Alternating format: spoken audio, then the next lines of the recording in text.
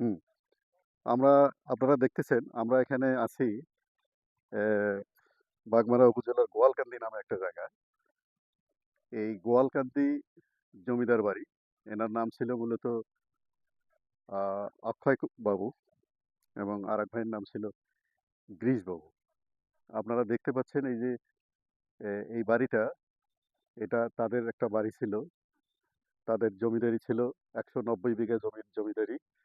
এখানে মূলত আহ, তাদের এই বাড়ি সহ, আমের বাগান সহ এবং আরো কিছু জমি সহ তাদের টোটাল মোট জমির সংখ্যা ছিল ১৯০ বিঘা জমি। যাই হোক, এই ১৯০ বিঘা জমি মিলে তাদের জমিদারি ছিল। তো এই এই জমিদারিটা হচ্ছে তাদের তাদের এই প্রথা যখন উঠে যায়, তখন তারা এদেশ থেকে ভারতে গিয়ে আশ্রয় নেয় এবং সেখানকার একজন ব্যক্তির সঙ্গে এদের আহ, মানে রেওয়াজ হয়। সেই রেওয়াজটা যার সঙ্গে হয় তার নাম ছিলেন সিরাজউদ্দিন। ওনার সঙ্গেই এটার একটা পরিবর্তন করে নেয় তারা। তো ওনার বাড়ি ছিল মুর্শিদাবাদ। মুর্শিদাবাদ থেকে এসেই মূলত এটার আহ, তাদেরকে এটা বুঝা দিয়ে তারা ভারতে চলে যায়, ভারতের মুর্শিদাবাদ,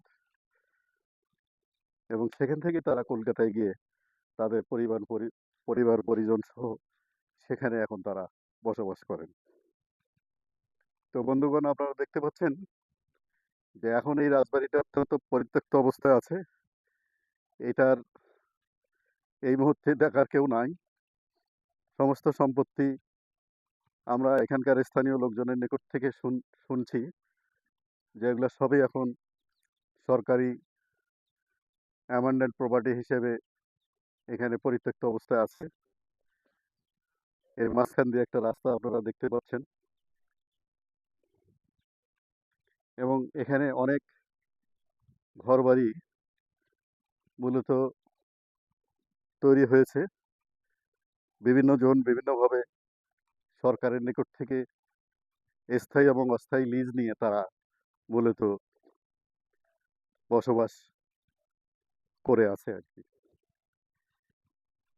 যদিও এটা সরকারের রক্ষণাবেক্ষণে সরকারের অধীনস্থ, কিন্তু রক্ষণাবেক্ষণে কারোই নাই।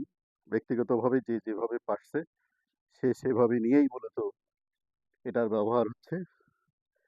আপনারা দেখতেই পাচ্ছেন যে এটা একটা পরিত্যক্ত জমিদার বাড়ি। তো এই অক্ষয়বাবু মূলত এখন আর, গিরিশবাবু এখন আর এখানে তারা নাই। তাদের পুরা বংশধর তারা এখান থেকে মুর্শিদাবাদ হয়ে এখন ভারতের কলকাতায় অবস্থান করতেছে। তো বন্ধুগণ, আপনারা এই জমিদার অক্ষয়বাবুর কাহিনী শুনলেন। আমরা আজকে এই পর্যন্তই আপনাদেরকে তুলে ধরলাম। পরবর্তীতে তথ্য পেলে আবারও আপনাদেরকে জানাবো। ধন্যবাদ। লাইক, কমেন্ট, শেয়ার করবেন প্লিজ।